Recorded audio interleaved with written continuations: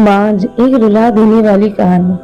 14 साल की उम्र में जब खेलने कूदने की उम्र होती है तब रिश्ता हो गया। उस समय से कभी की लड़की 12-13 वर्ष में ही ब्याह दी जाती थी।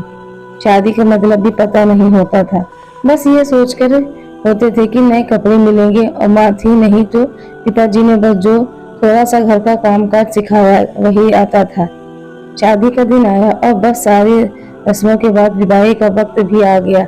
रोते रोते डोली में बैठकर ससुराल पहुंच गई। इतनी आलीशान हवेली देखकर मन ही मन खुश हो। तभी सासू माँ की आवाज आई, अरे जल्दी से कलश लाओ, बहू आ गई है। और मैंने घूंघट से की आड़ से अपनी सास को देखा।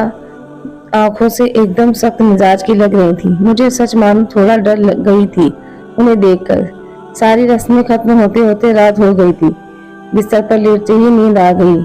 सुबह सुबह नौकरानी ने आकर जगाया तो चलो रसोई बनाने की रस्म है।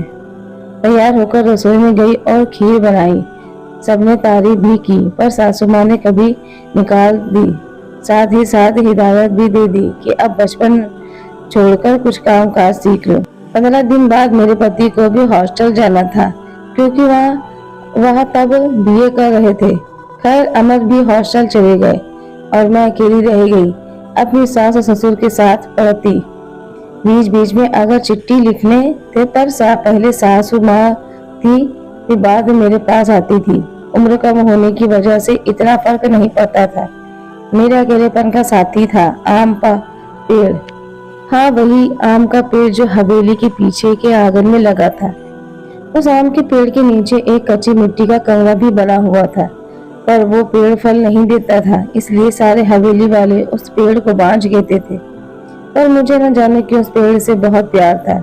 जब काम से निवृत्त होकर कुछ फुर्सत के पल मिलते थे तो वहीं एक पेड़ मेरा साथी होता था।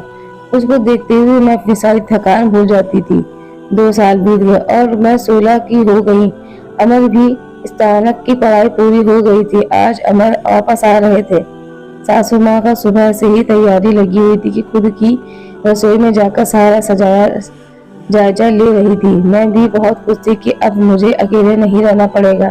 16 श्रृंगार के साथ मैं पूरी स्त्री की तरह महसूस कर रही थी। आज बाल में सिंदूर कुछ अलग ही लालिमा लिए हुए था। शायद वह लालिमा मेरे चेहरे पर भी दिख रही थी। तभी तो मेरी सास ने मुझसे कहा कि जा अपनी नजर उतरवा ले, अमर आ गए हैं। हवेली की हलचल से पता चल गया था मुझे खाने पीने की निवृत्त होकर सब आराम करने चले गए। अमर भी अपने कमरे में आ गए थे और मैं बस शर्म से लाल हुई जा रही थी। तभी अमर ने मुझे तोहफा दिया, एक सुंदर लाल साड़ी। और मेरे लिए तो अमर का वापस आना ही सबसे बड़ा तोहफा था। हमने ढेर सारी बातें की, जिनकी कुछ शिकायतें भी की, कुछ प्यार था। समय बीतता गया और 2 साल कैसे बीत गए पता ही नहीं चला। अमर और मैं एक दूसरे के साथ बहुत खुश थे। एक दिन अचानक पता चला कि मेरे पिताजी बहुत बीमार है। अमर मुझे लेकर तुरंत रवाना हो गए। पिताजी ने मुझे देखकर बहुत खुश हुए, जैसे मेरे लिए ही अपनी सासू को रोका हुआ था। और फिर मुझे अमर के हवाले करके वो इस दुनिया से चले गए। भीगी आंखों से अपने पिताजी को विदा किया। अब मेरा सब कुछ अमर और उसका परिवार ही था। समय गुजरता गया और अमर ने अपनी लॉ की पढ़ाई भी शुरू कर ली और अब वो सरकारी वकील कहलाने लगे थे। पर भगवान ने मुझे अभी संतान का सुख नहीं दिया था। अभी तो सासू माँ दबी जुबान से मैं बोलती थी, पर धीरे धीरे उन्होंने अपना रुख खड़ा कर लिया। अमर बहुत व्यस्त रहते थे अपने काम में। वो सारे पीछे सारा दिन पड़ी रहती थी। धीरे धीरे सारे गांव में ये बात फैल गई कि हवेली की बहू बांझ है। तीर की तरह चुपता था ये शब्द, पर कुछ कह नहीं पाती थी। फिर सिर्फ आंसुओं को दिल हल्का करती थी। अमर मुझसे दिलासा देते थे पर लोगों का व्यवहार अंदर ही अंदर मुझे खोखला कर रहा था। अभी मेरी उम्र ही क्या थी, सिर्फ 19 साल, और लोगों ने मुझे बांझ बना दिया। बचपन से ही मेरे शरीर में दुबली पतली थी मैं। फिर भी माँ के मरने के बाद ठीक से पालन पोषण भी नहीं हो पाया था। एक दिन अमर जब दोपहर में खाना खाने घर पर आया तो सासू माँ ने फरमान सुना दी कि हम अमर की दूसरी शादी करेंगे। उफ, इतना थोड़ा बड़ा धोखा अमर कैसे दे सकते हैं मुझे। नहीं, ऐसा नहीं हो सकता। बत्ती बुझा दो, मुझे सोना है। अमर, कुछ बात करनी है आपसे, मैं थक गया हूँ। भानी, मुझे सोने दो। अमर, क्या आप दूसरी शादी करेंगे? भानी, मैंने कहा ना सोने दो, मुझे थक गया हूँ। मैं तुम सब लोगों से चिक चिक सुनते सुनते इधर माँ और उधर तुम परेशान हो गया हूँ। मैं नहीं करता है कि आत्महत्या कर लूं। नहीं अमर, ऐसे मत कहिए। धानी ने अमर के मुंह पे हाथ रखते हुए कहा, आपके अलावा अब मेरा कौन है? मेरा धानी करवट लेती सारी रात आंसू बहाती रही और जब सुबह उठी तो एक टूटी हुई औरत बनकर जो मजबूर होकर चीज की समझौता कर लेती है। सारी रात यही सोचती रही कि शायद अमर ने मौन स्वीकृति दे दी है दूसरी शादी के लिए, पर उसे यह कहाँ मालूम था कि उसकी माँ ने किस हद तक उसे मजबूर किया है दूसरी शादी के लिए।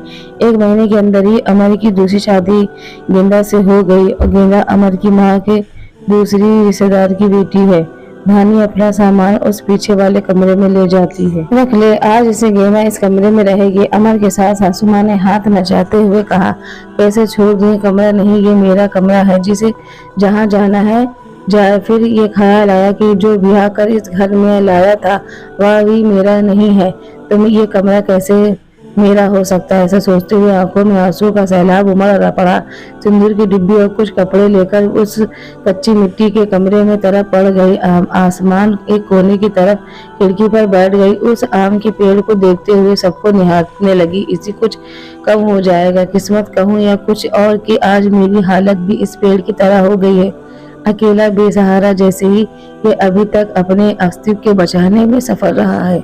क्या मैं इसकी तरह अमृत और मजबूर रह सकती हूँ या फिर किसी कमजोरी लता की तरह मुरझा जाऊंगी और अपना अस्तित्व खो दूंगी?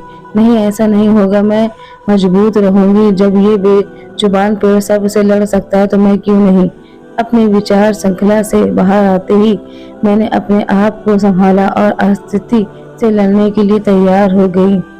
दिन गुजरने गए और मैंने घर के कामों को में अपने आप को व्यस्त कर लिया। अपनी कोठरी के आसपास खूब सारे पेड़ लगा और बाकी बचे हुए समय में उन पेड़ों को देखभाल करने लगी। साथ ही उस आम के पेड़ की खास देखभाल करती थी। गेंदा एक सुलझी हुई लड़की है। वो जब भी मुझसे बात करने के लिए आती, मेरी सासू माँ उसे बाहर से बुला लेती। अमर पहले से भी ज्यादा व्यस्त रहने लगे थे। मुझसे बात तो करते थे, पर एक पछतावा हमेशा उनकी आंखों में दिखता था। शायद मेरी हालत देखकर बुरा लगता था उन्हें, पर माँ के खिलाफ जाने की हिम्मत नहीं जुटा पाते थे। गेंदा के दिन खुशी के से गुजर रहे थे और मेरा दिन बस गुजर रहे थे, और देखते ही देखते वो दिन भी आ गया जब गेंदा ने खुशखबरी सुना दी कि वो माँ बनने वाली है। पूरी हवेली में त्योहार जैसा माहौल हो गया। सारे नौकरों को से तोहफा बांटने जाने लगे। मैं भी बहुत खुश थी कि चलो अच्छा है, अब घर में एक नया भी मेहमान आएगा। शायद मेरी जिंदगी का सूनापन। गेंदा बहुत कमजोर थी और उम्र से 16 साल से उसे बहुत तकलीफ होती थी।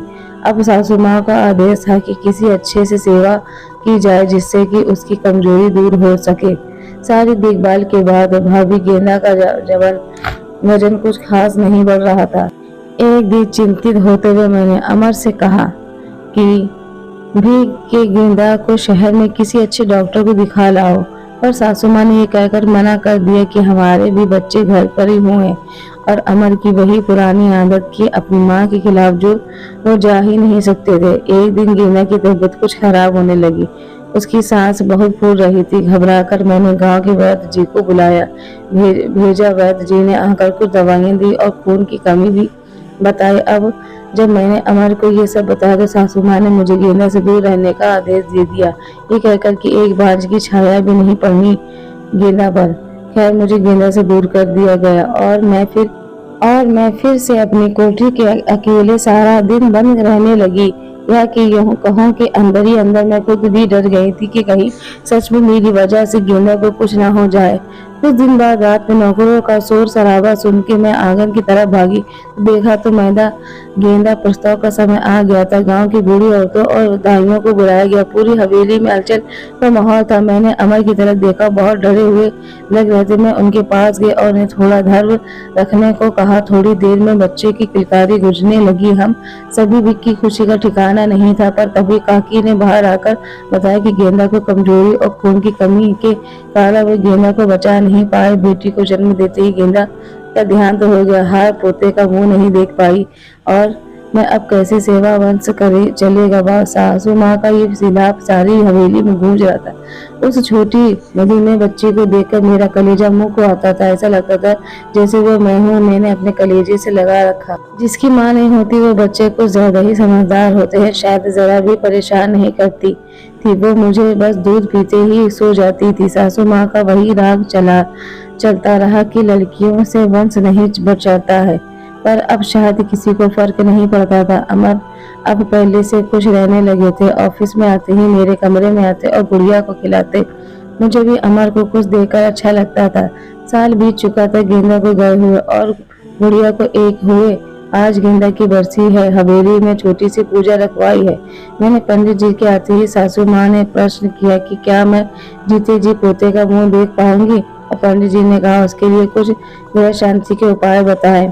सासू माँ चल दी पंडित जी को हवेली दिखाने और सारी हवेली की शुद्धि कराने। मेरी कठोरी कोठरी के पास भी गई और पंडित जी को वो बांझ पेड़ भी दिखाया। पेड़ देखते ही पंडित जी का मुंह बन गया और उन्होंने कहना शुरू कर दिया कि इसी मनहूस पेड़ की वजह से हमारे घर में बेटा नहीं है। और सासू माँ ने तुरंत नौकरों को बुला लिया और आज इस पेड़ को काट ही डालो। मुझे कुछ समझ नहीं आ रहा था कि मैं क्या करूं, कैसे अपने सुख दुख के साथ जी को बचाऊं। जैसे ही वह कुल्हाड़ी लेकर पेड़ काटने आगे बढ़ने लगी, मैं फुर्ती से जाकर उस पेड़ से लिपट गई और विनती करने लगी कि मैं पेड़ को छोड़ दो, पर वो लोग नहीं मान रहे थे। मैं रोती जा रही थी पर किसी को तरस नहीं आ रहा था। तभी किसी ने मुझे चीख कर धक्का दिया और मेरा सिर पत्थर में टकरा गया। सिर से खून की धार निकल रही थी कि ये देखकर अमर से रहा नहीं गया और उन्होंने सबको वहां से हटा दिया और तुरंत मुझे अस्पताल ले गए। हम पट्टी के बाद मुझे कुछ होश आया। डॉक्टर साहिबा सामने खड़ी थी और अमर को कुछ समझा रही थी। सासू माँ ने वहीं थी और उनके चेहरे से पता चल रहा था कि उन्हें अपने किए का पर अफसोस है। डॉक्टर, क्या अब हम इसे घर ले जा सकते हैं? अमर ने पूछा। हाँ, अब आप इन्हें ले जा सकते हैं, पर ख्याल रखिएगा कि अब ऐसे दोबारा ना हो, क्योंकि ऐसी हालत में ऐसे गिरना ठीक नहीं होता है। ऐसी हालत? डॉक्टर ने क्या हुआ इसे?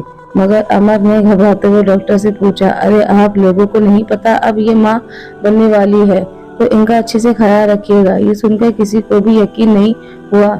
सब बस एक दूसरे को देखते जा रहे थे और मैं तो बिल्कुल यकीन ही नहीं कर पा रही थी। सासू माँ की आंखों से पछतावे के आंसू थे। मेरे सर पर हाथ रखकर बस इतना ही कह सकी कि मुझे माफ कर दो, और मैं मुस्कुराकर उनसे लिपट गई जैसे मैं अपनी माँ से लिपटी थी। पूरे 9 महीने मेरी सासू माँ ने मेरा बहुत ख्याल रखा और मैंने उस पेड़ का। आज मेरी डिलीवरी होने वाली थी। सासू माँ समय से मुझे अस्पताल ले गई ताकि जो गलती उन्हें गेंदा के साथ की थी वो सब अब ना हो। बधाई हो, आपको पोता हुआ है। नर्स ने सासू माँ को खबर सुनाई और सासू माँ ने हाथ से अंगूठी निकाल कर नर्स को दे दी। तो वह खुशी पर इसी वजह से नहीं थी कि पोता हुआ, बल्कि इस बात पर कि मैं बिल्कुल ठीक हूँ। हवेली में धूमधाम थी, बस खुश थे कि हमारा परिवार पूर्ण हो गया था बेटी और बेटे के आने से।